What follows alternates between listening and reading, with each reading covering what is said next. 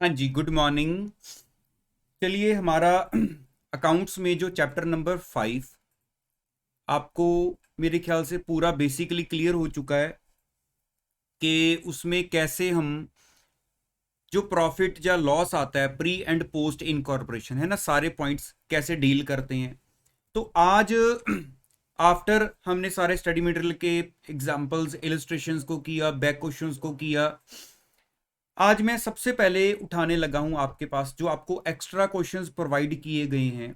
Basically वो सारे information आपको पता ही है कि हमने सारे क्वेश्चंस मींस जो पास्ट हमारे पास एमटीपीज, आरटीपीज, पास्ट ईयर पेपर या कोई और इंपॉर्टेंट क्वेश्चन जो हमारे आईसीआई के पास्ट पेपर में कोई ज्यादा पुराना पूछा गया था वो कवर करना है। वो आपको सारे नोट्स में मिल गए हैं।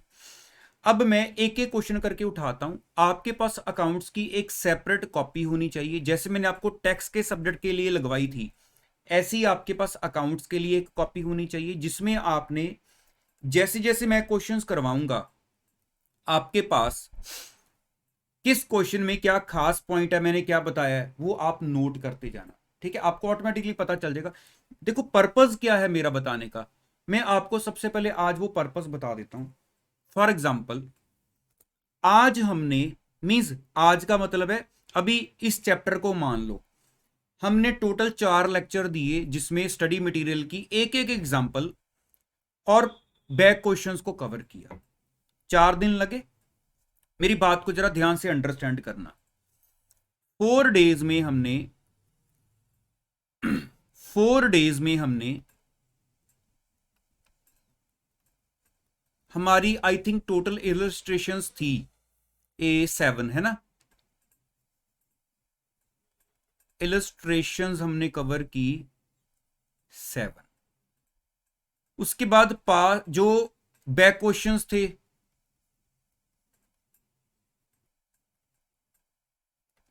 वो टोटल थे हमारे पास 4। बाकी एमसीक्यू वगैरह मैंने आपको साथ ही कवर करवा दिए थे। मतलब स्टडी मटेरियल में हमारे पास 11 क्वेश्चंस थे टोटल। ओके हो गया। अब मैं जैसे आपके पास एमटीपी के सारे क्वेश्चंस मई 18 ऑनवर्ड्स, आरटीपी के क्वेश्चंस, फिर उसके बाद पास्ट ईयर पेपर्स हैं हमारे पास, उसके बाद हमारे पास कुछ और इंपॉर्टेंट क्वेश्चंस हैं। सबसे पहले तो उस कॉपी पर आपके पास ये इंफॉर्मेशन होनी चाहिए कि आज तो हमने 4 दिन लगाए ये डाटा कवर करने को। इतना डाटा हमने 4 दिन में कवर किया। 2 दिन मैं लगाऊंगा आपका बाकी और डाटा कवर करने को। मींस हमने 6 डेज लगाए इतना डाटा कवर करने के लिए। आपके पास दोबारा एग्जाम तक हर चैप्टर के लिए इतना टाइम बचे ये श्योरिटी नहीं होती, क्योंकि आप दोबारा सारे क्वेश्चंस को करने में इंटरेस्ट कभी नहीं लेता कोई बच्चा। तो आपको ये पता होना चाहिए कि ये 11 में से कौन से वो 2 या 3 क्वेश्चन है जो तो आपको एक बेस बनाने के लिए, रिवाइज करने के लिए ट्राई करने ही करने के ये 2 क्वेश्चंस पूरे कर लूं तो मेरे को याद आ जाएगा, अच्छा इस चैप्टर में ऐसे था। तो बाकी जो क्वेश्चंस हैं उनमें किसी क्वेश्चन में एक पॉइंट देखने वाला है, किसी क्वेश्चन में सिर्फ ये दूसरा पॉइंट देखने वाला है, बाकी कुछ भी नहीं है। मतलब वो आपका 4 दिन का काम जो था, 4 दिन का काम, वो आपका सिर्फ 2 से 3 घंटे का रह जाए। एक बात, सेम यही चीज आपके लिए आरटीपी एमटीपी पास पेपर पर एप्लीकेबल होगी, ताकि आपको क्लियर होए कि इन क्वेश्चंस में सिर्फ ये पॉइंट देखना है, बाकी जरूरत नहीं है। एक बार तो पूरे कर लो, या फिर ये क्वेश्चन पूरा करना है क्योंकि इसमें इंपॉर्टेंट एरियाज है, क्योंकि ये स्टूडेंट टू स्टूडेंट डिपेंड करता है। आप बोलोगे मैं लिखवा दूं, मैं तो आपको बता ही रहा हूं इसमें ये पॉइंट मैंने बताना है, इसमें ये पॉइंट मैंने बताना है। तो हो सकता है कि आप कोई पॉइंट ऐसा हो जो आपके व्यू पॉइंट से आपको लगे कि मेरे को ये दोबारा देखना है, तो मैं तो इसको दोबारा देखूंगा देखूंगा और मुझे लग रहा हो कि ये दोबारा देखने की जरूरत नहीं है, इसलिए आप अपने हिसाब से भी इस चीज को देखना। ठीक है, चलो अब हम सबसे पहले मैं आपको, क्योंकि आपको अच्छा जो नोट्स हैं वो कोशिश करना कि आपके पास प्रिंट करके रखना, ताकि आपके हाथ में हो तो आपको इजी रहेगा क्वेश्चंस को सॉल्व करना। ठीक है, पहले मैं आपको स्क्रीन पर दिखाता हूं जो क्वेश्चंस आपके हैंड में वैसे होने चाहिए।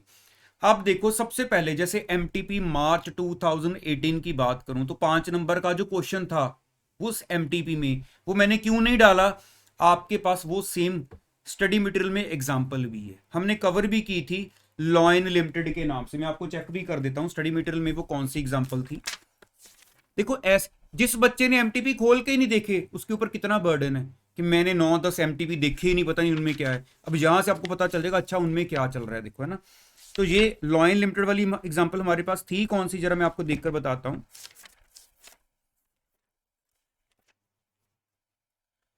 हमारे पास ये थी कैलकुलेशन ऑफ टाइम रेशियो और सेल रेशियो, सिर्फ इतना ही काम करना था, ठीक है हमारे पास। उसके बाद ये एमटीपी नेक्स्ट अप्रैल 2018 का, इसमें भी हमारे पास स्टडी की एग्जांपल ये ABC limited took over running business. तो उसके बाद ये अगस्त 18, अक्टूबर 18, मार्च 19, कोई क्वेश्चन ही नहीं है इस चैप्टर से रिलेटेड इन एमटीपीज में। तो सीधा एमटीपी अप्रैल 2019 में जो क्वेश्चन है आप उस पर आ जाओ, 2019 वाले क्वेश्चन पर आ जाओ। अब इस क्वेश्चन को जरा एक बार ध्यान से देखना, फिर मैं आपको इसको पूरा कॉपी पर सॉल्व करवाने लगा। मैंने इस क्वेश्चन को सॉल्व करवाना है और बता भी दूंगा कि इस क्वेश्चन में क्या वो पॉइंट था जिस वजह से मैं आपको ये सॉल्व करवाने लगा। अब पहले स्टेटमेंट को देखो कि business carried on by Kamal under the name of K was taken over as running business with effect from 1 April 2016 by Sanjana limited, ठीक है। तो which was incorporated on 1 July 2016। यहां से हमें प्री इनकॉर्पोरेशन टाइम पीरियड का पता चल गया कि अप्रैल मई जून, ठीक है। जुलाई से लेकर ये देखो मार्च तक हमारी बुक्स चलनी है, मींस 12 महीने का टाइम पीरियड है। यहीं से टाइम रेशियो क्लियर है 3 और 9 की, है ना, क्लियर हो रही है ना 3 और 9 की, ठीक है। ये डाटा दिया हुआ है, सेल खुद ही बाइफरकेट करके दी हुई है कि ये कंपनी के हैंड की है और ये प्रायर पीरियड की है। सिंपल हो गया। सेलिंग एक्सपेंसेस को सेल रेशो में लेते हैं, सेल्स रेशो देखो यहां से आ जाएगी 4 और प्रायर पीरियड 1, मींस 1:4 की रेशो हो जाएगी। ये प्रीलिमिनरी एक्सपेंसेस हैं पोस्ट में डालते हैं, सैलरीज को टाइम रेशो में डालते हैं, डायरेक्टर की फीस पोस्ट में डालते हैं। इंटरेस्ट ऑन कैपिटल बताया हुआ है 30 जून तक का है, मींस देखो कंपनी बनने से पहले पहले डालना है, सारा प्री में चला जाएगा। डेप्रीसिएशन टाइम की रेशो में, रेंट टाइम की रेशो में, परचेजेस, अब ये परचेज और कैरेज इनवर्ड आपके लिए न्यू पॉइंट आ गया। नॉर्मली अगर हमें कोई क्वेश्चन में आया है कॉस्ट ऑफ गुड सोल्ड लिखी होती थी, हमने जिसको सेल रेशो में डाल दिया था। चाहे स्टडी मटेरियल खोल के देखना, आपके पास 1-2 क्वेश्चन में हमने किया है सीओजीएस है, कॉस्ट ऑफ गुड सोल्ड हमने सेल रेशो में डाला। लेकिन यहां पर परचेजेस और कैरेज इनवर्ड दे दिए, ऊपर सेल्स है, ये परचेज है, कैरेज इनवर्ड है। और देखो नीचे एक्स्ट्रा इंफॉर्मेशन क्या लिखा हुआ है कि purchase price including carriage inward for the post incorporation period had increased by 10%। मतलब कंपनी के हैंड में जाकर जो परचेज प्राइस है वो इंक्रीज हो गया है as compare to pre incorporation period. और एक लाइन और है, no stocks were carried either at beginning और एट द एंड, के मींस ना तो ओपनिंग स्टॉक है ना क्लोजिंग स्टॉक है। तो हमने स्टेटमेंट बनानी है showing the amount of pre and post incorporation period. तो यहां पर बेसिकली आपके लिए ये एक पॉइंट अगर पेपर में आ जाए तो इश्यू बन जाएगा कि इसको कैसे ट्रीट करना है, ठीक है। एक बाद में भी ऐसा ही क्वेश्चन है क्योंकि वहां पर फिर उन्होंने खुद ही इसको बाइफरकेट करके बताया हुआ कि ऐसे ऐसे ले लो कि अगर सेल बाइफरकेटेड है तो परचेज भी बाइफरकेटेड दो, वरना बच्चा नॉर्मली परचेज को कहीं सेल की रेशो में कर दे। लेकिन यहां पर देखो जो हमारे पास मतलब इस एमटीपी का सोल्यूशन है, मैं उसके अकॉर्डिंगली आपको समझाने लगा हूं, आप अपनी कॉपी पर सॉल्व करना। मींस हमारे पास ये क्वेश्चन है जो मैं आपको प्रॉपर सॉल्व करके देने लगा हूं। एमटीपी अप्रैल 2019 का क्वेश्चन है, ठीक है। तो इसको सॉल्व करते हैं।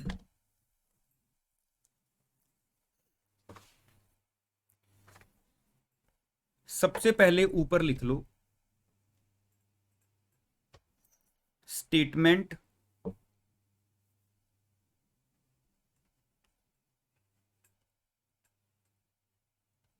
showing calculation of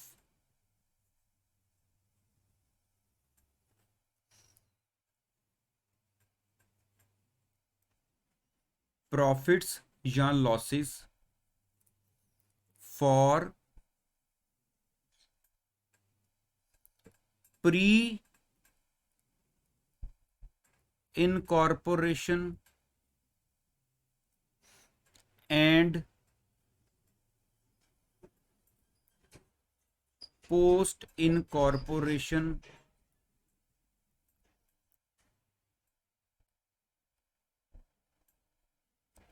period profits of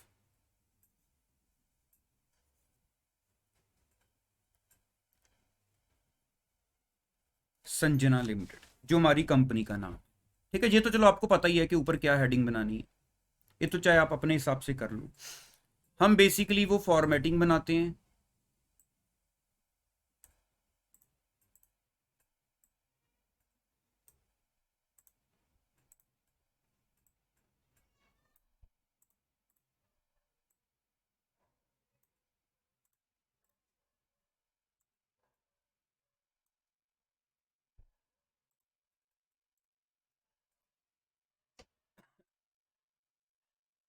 इधर हमारे पास आगे पर्टिकुलर्स,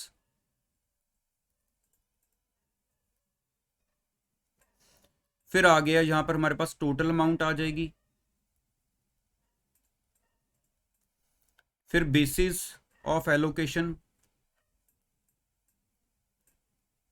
प्री इनकॉर्पोरेशन रुपीज,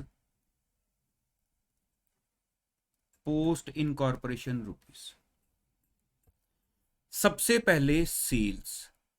अब ध्यान से देखना, सेल्स के बारे में गिवन ही है। चलो मैं यहां पर जैसे सेल्स की टोटल वैल्यू है 50,000, बेसिस में मैं लिख देता हूं कि गिवन है कि प्री इनकॉर्पोरेशन की सेल है 10,000 और पोस्ट इनकॉर्पोरेशन की है 40,000।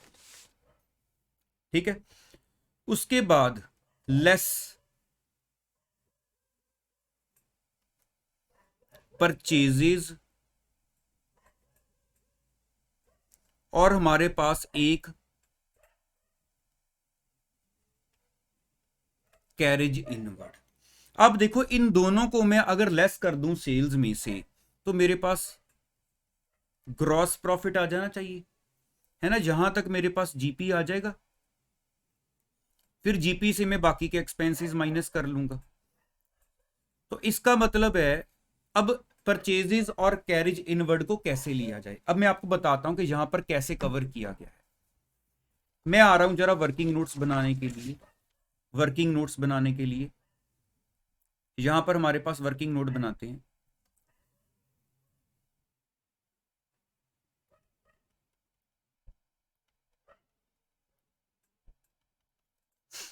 पहला वर्किंग नोट हो गया हमारे पास सेल्स रेशो। ठीक है, वो आपको पता है कि सेल्स ही हमें गिवन है क्वेश्चन में 10,000 और 40,000 प्री एंड पोस्ट की निकाल कर, ये तो हो गई 1:4, है ना। नंबर 2 पर आ गई टाइम रेशो। तो देखो इस क्वेश्चन में टाइम रेशो आपको पता है ना, हमने टाइम, मैंने चलो वो नहीं बनाया डिटेल में जैसे हमेशा बनाता हूं, कि अगर वो बना भी लें, चलो क्वेश्चन में स्टार्ट हो रहा था 1 अप्रैल से लेकर 1 जुलाई तक, मतलब 1 अप्रैल 2016 से लेकर 30 जून तक का टाइम, ये प्री में चला गया। 1 जुलाई 2016 से लेकर 31 मार्च 2017, तो ये 3 मंथ्स आपके प्री में चले गए, अप्रैल मई और जून, और ये आपके 9 मंथ्स पोस्ट में चले गए, है ना। तो 3:9 ये रेशो बन रही है हमारी सेल टाइम की, तो इसको मैं कह सकता हूं 1:3। ठीक है, तो अब देखो यहां पर परचेज को कैसे लिया गया है, मैं आपको ये बताने लगा हूं।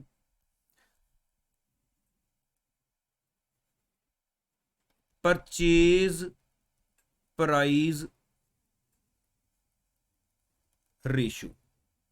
अब वो कह रहे हैं सबसे पहले रेशो लिए 3:9, मतलब सबसे पहले टाइम रेशो को उठाया गया। सबसे पहले टाइम रेशियो को उठाया गया। अब क्वेश्चन कह रहा था पोस्ट इनकॉर्पोरेशन में ये हमारे पास वैल्यू बढ़ी है, परसेंटेज कुछ दी हुई थी, चेक करो जरा क्वेश्चन में कि 10% से इंक्रीज हो गई है, कि परचेज प्राइस बढ़ गई है पोस्ट इनकॉर्पोरेशन में। तो यहां पर हम साथ में लिखते हैं बट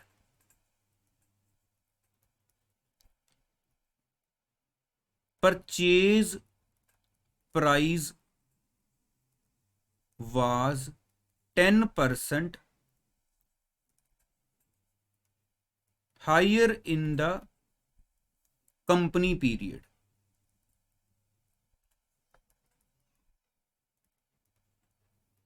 तो रेशियो क्या होगी,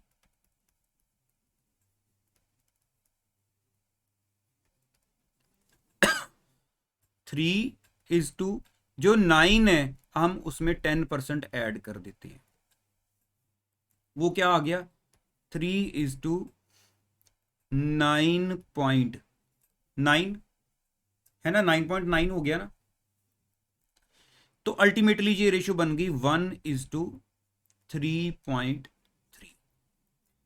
तो हमारे पास जो एमटीपी का सॉल्यूशन है उसमें हमें जो परचेज रेशियो है वो ऐसे बना के दिखाई गई है कि आप पहले टाइम को ले लो, 10% दिया हुआ है कि पोस्ट इनकॉर्पोरेशन मींस कंपनी बनने के बाद परचेज प्राइस बढ़ गया है, तो आप 10% से बढ़ा है तो उधर आप उसमें 10% ऐड कर लो, वो तो चलो लॉजिकल है, लेकिन पहले टाइम रेशियो लेनी है। ये हमें यहां से क्लियर हो रहा है कि आप टाइम रेशियो लो यहां पर, ठीक है। तो इस हिसाब से अगर मैं परचेज, और क्योंकि जिसमें परचेज आएगी उसी में कैरेज इनवर्ड आना चाहिए, ये तो लॉजिकल बात है।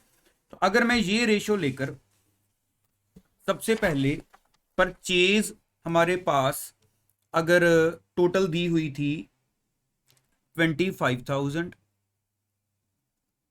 और कैरेज इनवर्ड टोटल है 1019, तो अगर मैं परचेज को 1:3.3 और कैरेज इनवर्ड को भी इस रेशियो में करूं तो 5814 और 19186 आपका इधर आ जाएगा, 237 और 782 आपके पोस्ट में चले गए, और यहां तक हमारे पास जो जीपी आएगा वो है 3949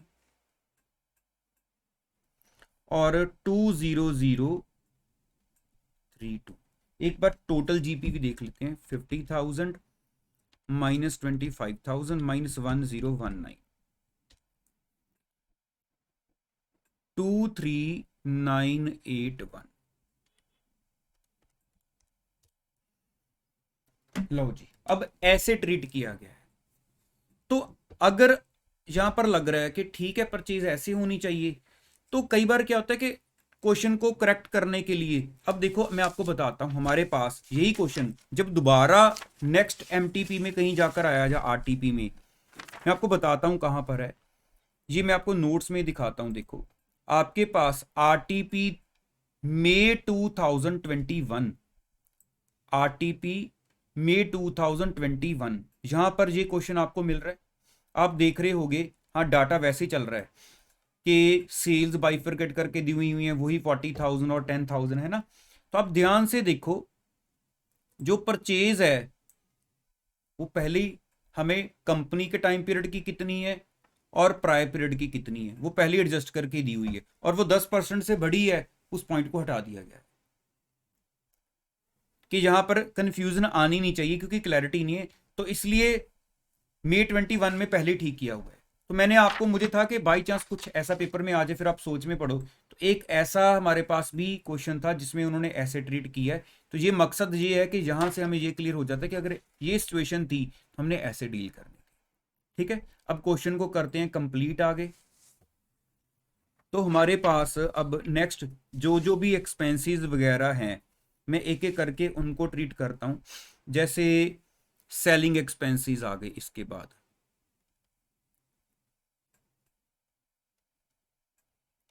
कितने सेलिंग एक्सपेंसेस हैं टोटल 3500। तो 3500 सेलिंग एक्सपेंसेस को सेल की रेशियो हमने निकाली थी 1:4, है ना, वो तो दी हुई थी जैसे 10,000 40,000, तो ये आ गए आपके 700 और 2800। उसके बाद नेक्स्ट है preliminary expenses.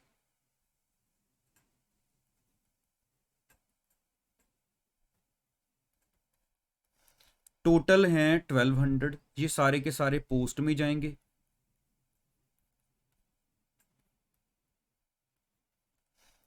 Salaries,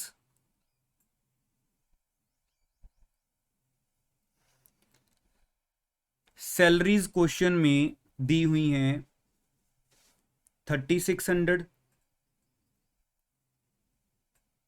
time ratio थी हमारी 1:3, तो ये आपकी आ जाएंगी सैलरीज 900 और 2700।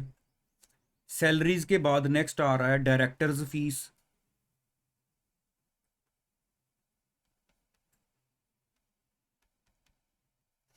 वो है हमारे पास टोटल 1200, पोस्ट में डालेंगे। डायरेक्टर्स फीस के बाद है इंटरेस्ट ऑन कैपिटल, वो तो उन्होंने खुद ही मेंशन किया हुआ है, प्री में लेना है ना।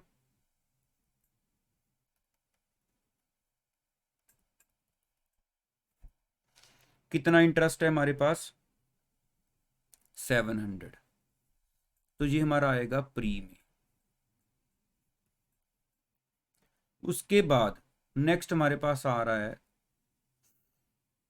डेप्रीसिएशन।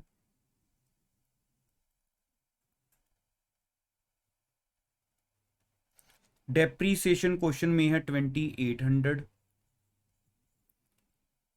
टाइम रेशो के हिसाब से, तो डेप्रीसिएशन आपकी आ जाएगी 700 और 2100।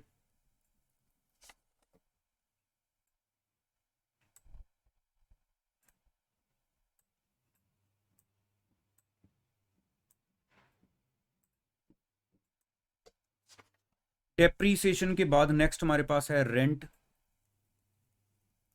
कितना दिया हुआ है? 4800, ये भी टाइम रेशो में जाना चाहिए। तो रेंट आपका 4800 है, तो ये आ जाएगा 1200, 3600। रेंट के बाद परचेज और कैरेज इनवर्ड तुम्हारे ऑलरेडी ट्रीट हो चुके हैं।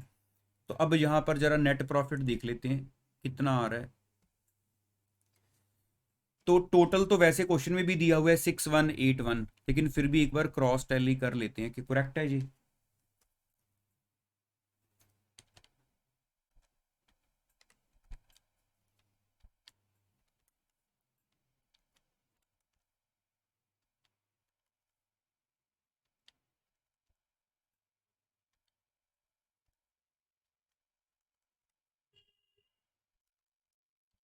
हाँ ये करेक्ट है टोटल वाला। अब मैं इंडिविजुअली निकालता हूँ।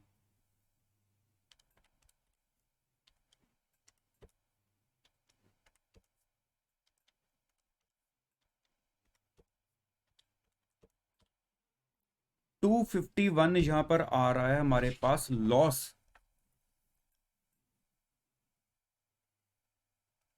तो ये बेसिकली लॉस है। तो ये लॉस है, तो बेसिकली अगर प्री इनकॉर्पोरेशन का है तो ये कैपिटल लॉस हो गया ना हमारा। ठीक है, बाकी का देखते हैं। प्रॉफिट आ रहा है,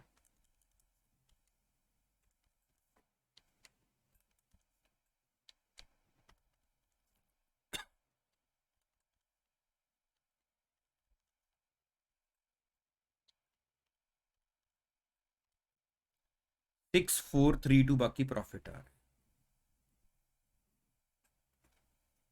ठीक है, हो गया डन। ये क्वेश्चन कंप्लीट। हमारा आंसर भी हमारे पास दिए हुए हैं जैसे मैंने लिखे हुए हैं, आपका आंसर मैच कर गया होगा।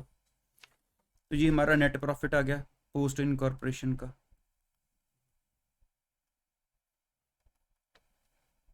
चलो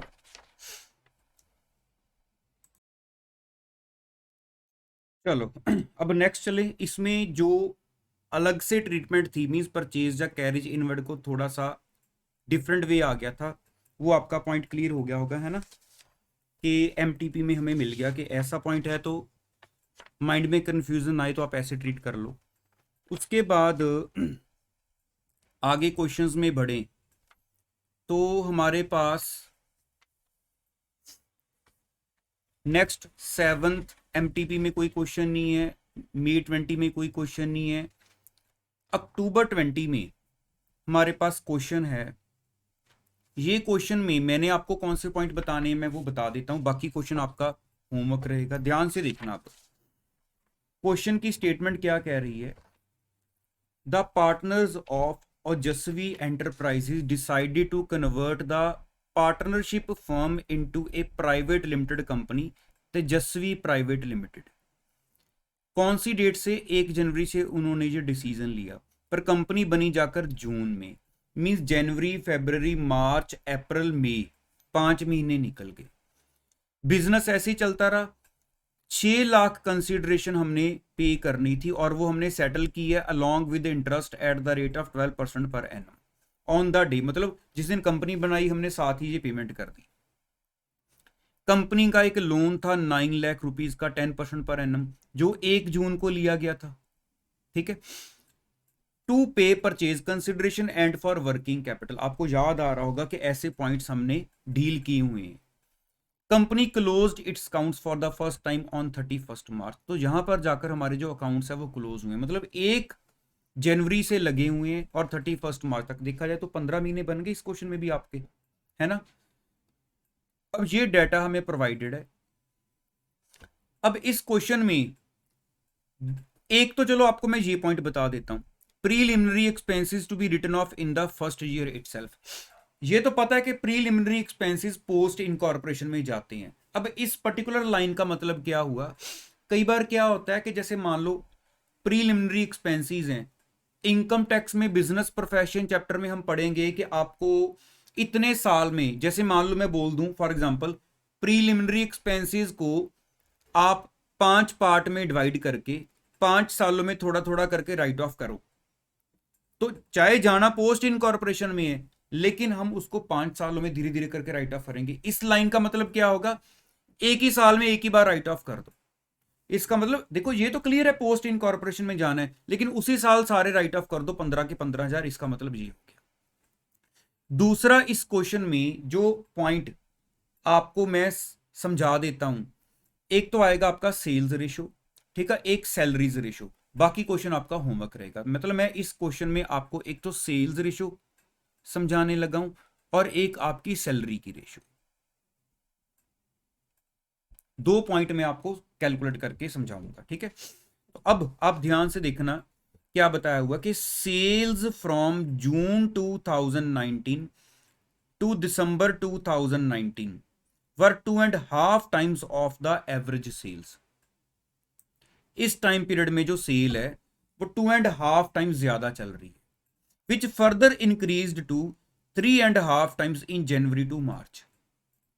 ठीक है, उसके बाद एक पॉइंट है, company recruited additional work space force to expand the business, the salaries from July 2019 doubled, the company also acquired additional showroom at the monthly rent. ये पॉइंट्स पुराने हैं, तो मैं आपको एक सैलरी वाला और एक वो सेल्स रेशियो वाले दोनों पॉइंट मैं आपको कैलकुलेट करके दिखा देता हूं।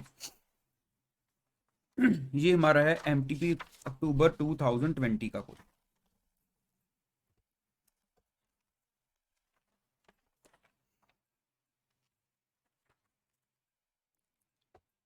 तो सबसे पहले तो हमारा क्वेश्चन है एमटीपी अक्टूबर 2020। सबसे पहले तो अगर टाइम रेशियो की बात की जाए, इस क्वेश्चन में टाइम रेशियो की बात की जाए तो 1 जनवरी से लेकर 2019 से लेकर कंपनी बनी है 1 जून को, मींस जनवरी, फरवरी, मार्च, अप्रैल, मई, 31 मई 2019, ये 5 मंथ्स जो हैं वो आपके प्री इनकॉर्पोरेशन पीरियड का टाइम हो गया। उसके बाद 1 जून से लेकर अप टू 31 मार्च 2020, एक बार काउंट भी कर लें, जून, जुलाई, अगस्त, सितंबर, अक्टूबर, नवंबर, दिसंबर, जनवरी, फरवरी, मार्च, ये 10 महीने। ये 10 मंथ्स का टाइम पीरियड हमारा पोस्ट इनकॉर्पोरेशन का हो गया। ये हो गया प्री, ये हो गया पोस्ट। ये क्लियर है। अब चलते हैं सेल्स रेशो में।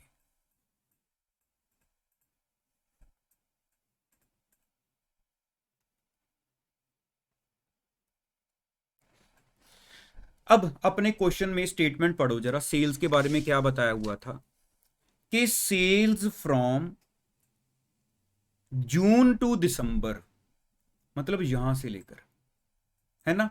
इसका मतलब प्री इनकॉर्पोरेशन टाइम पीरियड की सेल की बात की जाए, प्री इनकॉर्पोरेशन टाइम पीरियड हमारे पास 5 महीने का है, तो वो 5 मंथ्स में जो हमारी सेल है, अगर मैं हर महीने की सेल को एक्स मान लूं तो 5 महीने में क्या हो जाएगी 5x। ठीक है। अब वो कह रहे हैं कि जो सेल है वो जून टू दिसंबर, अब ये तो सारा पोस्ट इनकॉर्पोरेशन का टाइम है वैसे, कि जून टू दिसंबर ये कितना टाइम हो जाता है, जून जुलाई अगस्त सितंबर अक्टूबर नवंबर दिसंबर, ये हो गए हमारे 7 मंथ्स। और उसके बाद जनवरी से लेकर मार्च तक ये होते हैं 3 मंथ्स, मतलब ये सारे 10 मंथ्स पोस्ट इनकॉर्पोरेशन में है। जो 7 मंथ्स का टाइम बताया गया है उसमें वो कह रहे हैं जो सेल्स हैं, अगर नॉर्मली हर महीने की एक्स है तो यहां पर क्या होगी 2.5 टाइम्स, है ना, ये लिखा होता है ना 2.5 टाइम्स ज्यादा है हमारे पास।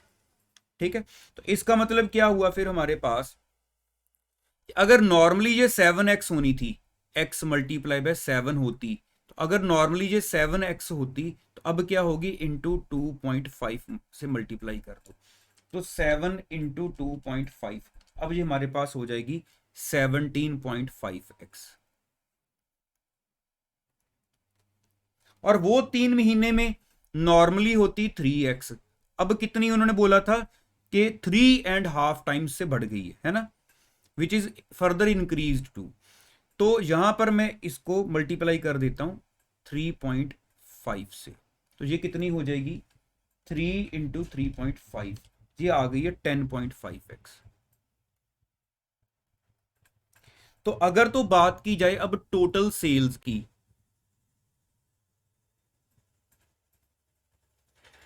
तो वो हो गई आपकी एक 5x, एक आ गई आपकी 17.5x, एक आ गई 10.5x, ये टोटल आ गई है हमारे पास 28x टोटल सेल्स। ठीक है। अगर इसको प्री पोस्ट में डिवाइड किया जाए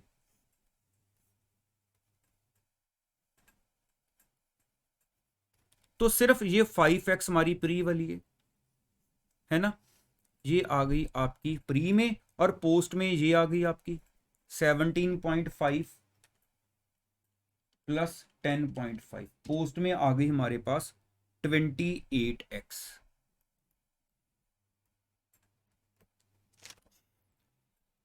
ठीक है। सेल्स की रेशियो समझ लग गई कैसे कैलकुलेट हो रही है। अब इससे आगे चलते हैं, आपने कुछ नोट करना होगा तो देख लो, ये सेल्स रेशियो अभी पूरी स्क्रीन पर मैं आपको ये दिखा रहा हूं, कुछ नोट करना है तो देख लो, पॉज कर लो यहां पर, वरना मैं आगे चलता हूं यहां से। ठीक है, आप पॉज करना है, कुछ पॉज करके नोट कर लो। अब हमारे पास नेक्स्ट आ रही है calculation of ratio for salaries. अब हम रेशियो फॉर सैलरीज कैलकुलेट करने लगे हैं।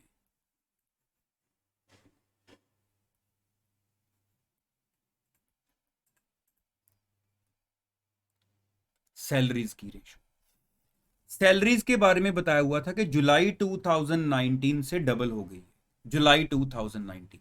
अब ध्यान से अगर टाइम को देखें तो प्री इनकॉर्पोरेशन पीरियड 31 मई तक चल रहा था। ठीक है। तो इसका मतलब जून ऑनवर्ड्स कंपनी बन चुकी, लेकिन सैलरीज डबल हुई हैं जुलाई से।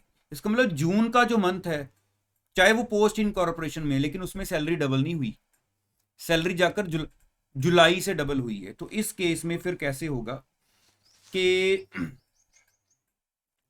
अगर मैं प्री इनकॉर्पोरेशन सैलरी की बात करूं,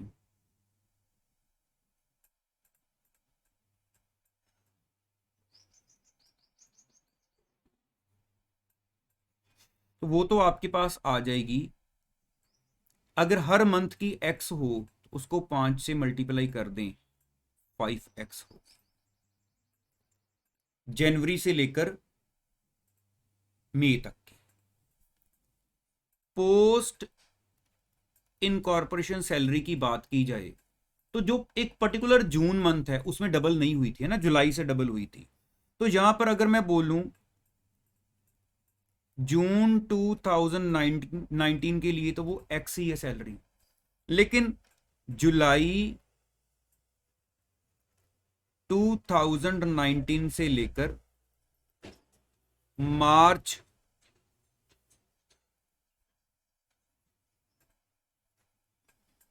2020 डबल हो गई है, तो यहां पर x की जगह पर 2x हो गया। और मंथ्स कितने हैं ये, 9 मंथ्स, मल्टीप्लाई बाय 9 मंथ्स, ये हो गया आपका 18x। तो ये सारा पोस्ट इनकॉर्पोरेशन पीरियड है ये वाला। तो 5x और x प्लस 18x 19x। तो अगर तो टोटल बात की जाए वो 19x हो गया। तो रेशियो क्या बन गई,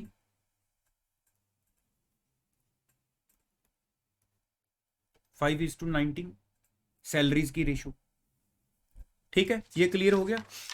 अब इस क्वेश्चन में बाकी जो काम है वो आपका करने वाला है।